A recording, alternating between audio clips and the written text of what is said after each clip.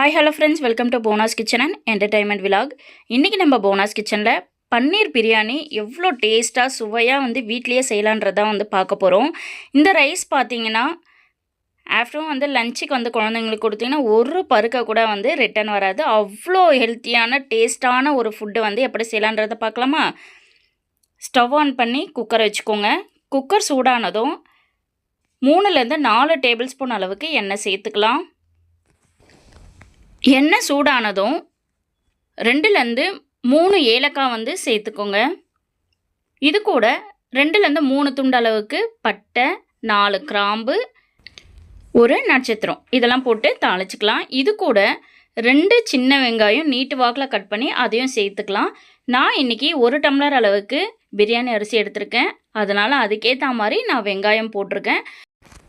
வெங்காயம் நல்லா golden brownish வந்ததும் இது கூட 1 டேபிள் ஸ்பூன் அளவுக்கு இஞ்சி, 1 டேபிள் ஸ்பூன் அளவுக்கு பூண்டு பேஸ்ட் எடுத்துக்கலாம். இது கூட ஒரு 50 கிராம் அளவுக்கு தயிர், புளிக்காத தயிர் எடுத்துக்கலாம். இது கூட 1 டேபிள் ஸ்பூன் அளவுக்கு கரம் மசாலா, 1 டேபிள் ஸ்பூன் அளவுக்கு தனி மிளகாய் தூள், 1 டேபிள் ஸ்பூன் அளவுக்கு தனியா பவுடர், கொஞ்சமாக உப்பு சேர்த்துக்கலாம். இது எல்லாத்தையும் நல்லா கலந்து விடுங்க. இந்த கிரேவி பார்த்தீங்கன்னா பார்க்குறதுக்கு அவ்வளோ ஒரு கலர்ஃபுல்லாக இருக்கும். ஏன்னா மஞ்சள் தூள் சேர்த்துருக்கிறதுனால கொஞ்சம் ஒரு கலர்ஃபுல் வரும். மசாலா இருக்குது. ஸோ இதெல்லாம் கொஞ்சம் மசாலா வாசனை போனதுக்கப்புறம் இது கூட 2 சின்ன தக்காளி நீட்டு வாக்கில் கட் பண்ணி அதையும் சேர்த்துக்கலாம். வெங்காயம் தக்காளி ஒன்றோட ஒன்று நல்லா வதங்கியதும் இது கூட கொஞ்சமாக புதினா இலை சேர்த்துக்கோங்க. இது நல்லா ஃப்ளேவர் கொடுக்கும், வாசனையாக இருக்கும். இது ஒரு பக்கம் வதங்கட்டும். நான் இன்றைக்கி 200 கிராம் அளவுக்கு பன்னீர் எடுத்து குட்டி குட்டியாக கட் பண்ணி க்யூப் சைஸில் வச்சுருக்கேன். நீங்கள் எவ்வளோ குவான்டிட்டி போடுறீங்களோ அதுக்கேற்ற மாதிரி நீங்கள் எல்லாமே காரம் ஜாஸ்தி பண்ணிக்கலாம். வெங்காயம் தக்காளி மசாலாவோட நல்லா மிக்ஸ் ஆகிடுச்சு. இப்போ நம்ம கட் பண்ணி வச்சுருக்க பன்னீரை சேர்த்துக்கலாம். பன்னீர் சேர்த்ததும் சும்மா லைட்டாக கலரி விட்டாலே போதும். மசாலா உள்ளே நல்லா இறங்குற அளவுக்கு அதிகமாக கலரி விடாதீங்க. நான் இன்றைக்கி 1 டம்ளர் அளவுக்கு பிரியாணி அரிசி நல்லா கழுவி ஊற வச்சுருக்கேன்.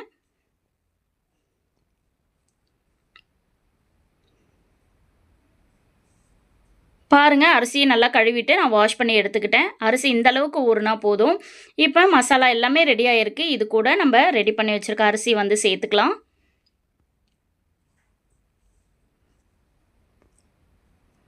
ஒரு டம்ளர் அரிசி பார்த்தீங்கன்னா நீங்கள் 2லேருந்து 3 பேர் தாராளமாக சாப்பிட்லாம். அந்தளவுக்கு குவான்டிட்டி இருக்கும்.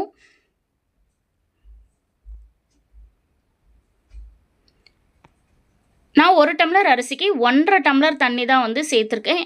1க்கு 2ஆகவும் சேர்த்துக்கலாம். நான் யூஸ் பண்ணுற அரிசிக்கு நான் 1க்கு 1.5 சேர்த்துருக்கேன். கரெக்டாக இருக்கும். தண்ணியெல்லாம் ஊற்றுனதுக்கப்புறம் நீங்கள் உப்பு கம்மியாக இருக்கிற மாதிரி ஃபீல் ஆச்சுன்னா உப்பு இந்த டைமில் நீங்கள் சேர்த்துக்கலாம். இதை லைட்டாக கிளறி விட்டதும் இது கூட கொஞ்சமாக கொத்தமல்லி சேர்த்துக்கலாம்.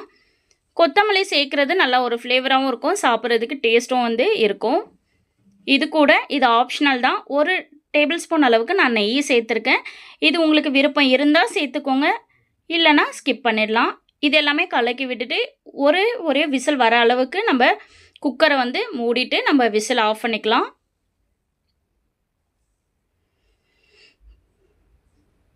பிரியாணி அரிசிக்கு ஒரு விசிலே போதுமானதாக இருக்கும். அப்போ தான் நல்லா உதிரியாகவும் இருக்கும். இப்போ நான் ஒரு விசில் போனதுக்கப்புறம் நான் ஓப்பன் பண்ணி காமிக்கிறேன் பாருங்கள். வாவ், நம்ம போட்ட அரிசி நல்லா தம் பிடிச்சா மாதிரியே நம்ம ஓப்பன் பாத்திரத்தில் எப்படி செஞ்சால் வருமோ அதே போல் குக்கரில் செஞ்சுருக்கோம்.